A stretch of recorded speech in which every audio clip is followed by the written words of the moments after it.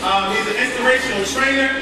Travels all around the world doing what he does. He's a little under the weather, so when I had told him, I said, you got to pull off the Mike Jordan with the flute. Because we got a lot of young kings that's ready for the message that you got to share.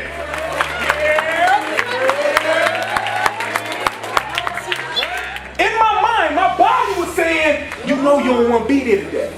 My head hurts, my body is heavy. But when I got in the car, I said, listen, I need y'all to match my energy. So what did the bro say? He said, wait, you sick? This is me sick. I want to take you on a little journey. How many of you, in all honesty, could look at yourself in the mirror and say, you know what? I don't give it my all. In my mind and in my heart, as long as I ain't have to work hard and I got a C, I was winning. When you accept average in your life, you get average results. Let me be upfront with you. It's not about the school. I grew up in one of the worst schools in Jersey. But here's where the rubber meets the road at. The majority of the folks who were showing up never was there to win. They was never there to dominate. They was never there to conquer. So here's the thing I want you to understand. When you accept average, it's like allowing cancer in your body to grow. Because at one point in time, it'll start in your finger and it'll grow to the rest of your body. Then we make up excuses on one end, and then when we get here, we like, well, I wonder why it's not working. Because you're not using the tools consistently throughout your whole entire life. You're not using the tools everywhere you go. I came from a cat who was okay with getting C's, and as long as I didn't have to study as much as you did, I had people who study for let's say 15, 20 days, and they go get their A. I studied the night before and I get my C, I feel like I'm winning. The C meant that I wasn't mastering it. I wasn't mastering it. So by the time I got to college, it was difficult. It was difficult. I almost fell up out of that piece. I didn't know how to tie a tie until I graduated from college. And my boy took me in the mirror. He took me in the mirror and he was like, yo, Rob, this is how we do it. When he said building a better brother, this is the piece I want you to understand about a brother. When they want you to succeed, they'll never look to hold you back, but they'll liberate you. And the day before I left, I'm driving around, I got my Infinity, I got my beats bumping, I got the tints on, I said, yo, let me holler at everybody before I leave. Let me holler at them all. And as I walk up, I get out the car, and I'm like, yo, what's good, yo? No, I'm about to leave, I'm out the hood, bro. I'm going. And we over here politicking, we talking, and I hear something go pat, pat. I'm like, yo, they busting firecrackers in this August. I'm like, yo, they wild. And in my mind, something said, you need to just start moving. You need to move. And it was like pop, pop, pop. And then as I started to move, it went from pop, pop, pop to plow, plow. And it was like, oh wait, they shooting. Right? They shooting. So now, as I realized they shooting, I never ran track a day in my life. Right? Real talk. But it was like the perfect form. I was doing care. Because now I have to pay attention and listen to the shots. And as they ring it, blow, they getting louder. I felt my boy run by. And when I looked up, no, because they were shooting at him. Right? They were shooting at him. And when I looked up, I ain't gonna lie to you. Because in my mind, I'm like, oh, we both going. Because when he stopped, they stopped. And he kept running.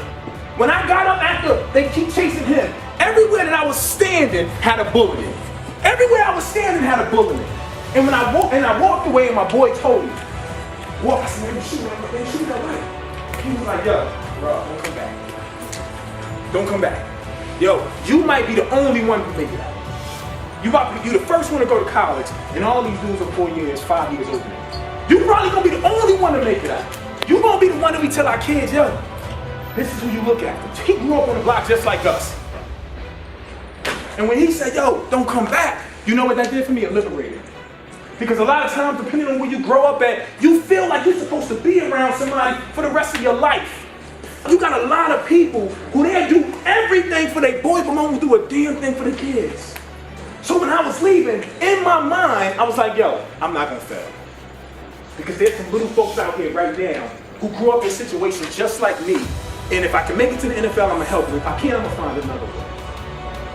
I was killing school because now I had a purpose. I had a reason behind it. So I wasn't gonna accept average anymore because now I know what it's like to be on the other side of the train tracks.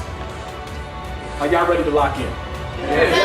Yo, y'all not matching my energy. I told you, they gonna wiggle me up out of here. I need you to match my energy. Are y'all ready to lock in? Yeah! I need you to stand up. Why you saying, oh my God? Why you saying, oh my God? You don't even know what you're about to do. You ain't here about 12 years old talking about, oh my God. You can't even get in the toilet straight, you talking about, oh my God. I need for you to imagine everything that you want in your life. Whether it's moving your moms out of the place that you stay, whether it's paying for your younger brothers to go to school, whatever that may be, I want you to imagine that it's above your head right now. If this was everything that you want, would you reach with one hand? Would you reach with one hand? You wouldn't reach with one hand, you reach with two. You reach with two. And now you reach it. Now you reach it. And guess what? Somebody gonna run up on you and tell you, you know what? You're not supposed to be successful. So put your arms down. Your pops went to jail when you was 5. Your pops went to jail when you was 5. You used to have the food stamps that you was ashamed to spend in the store. You're not gonna get far. And you know what I used to do when I was little? I used to put my hands there. You know why? Because it starts to burn. The stuff that people tell you in your ear, it starts to hurt your heart. You start to question whether or not you want to lie. Guess what I want you to do? I want you to lock in. I want you to lock in. When people try to tell you that you can't do something because of the color of your skin, I want you to lock in. When people try to tell you that you can't do something because of the people who came before you, I want you to lock in. Because at the end of the day, you control you. I want you to also think about this. If you've never rolled on a flown on a plane before, it's one thing that they tell you. When you jump on that plane, if we start to lose altitude, there's going to be a bag that drops down. The first thing they say is, put your bag on first. You know what we got a problem with a lot of times as young men of color? We worried about everybody else except ourselves. Oh, my mom ain't got no job, so I'm gonna quit school and I'm gonna help her. Guess what you just did? You catch your growth. Oh, you know what, my little brothers, listen, you know what your brothers really need? They need a role model. They need somebody who's gonna ride for them, who's gonna blaze a trail for them that they can trust and they can love. So guess what you're supposed to do? You're supposed to lock in for them. Put your mask on first. Keep your hands up. Let's go. At some point in time, life gets real difficult, and you know what you gotta do next? You gotta find somebody that you can trust, that you can lean on, that's willing to go through it with you. So find somebody next to you that y'all can lean on each other to get through. And he gonna say, yo, you from the same place that I'm from. What y'all doing? Put your hands up. Y'all not gonna stand in front of me and not have your hands up. All I need you to do is always be willing to lock in. All those people that you feel like are depending on you, you remember when it's getting difficult. Yo, I fight for my little sisters. I fight for my moms. I fight for my boys who not here. Right? I blaze a trail for young men like you because I know that if somebody can show you how to get it done, you can change the world. When you go home, somebody will tell you that they maintain it. You know what maintaining is? I'm where I am, and I'm here.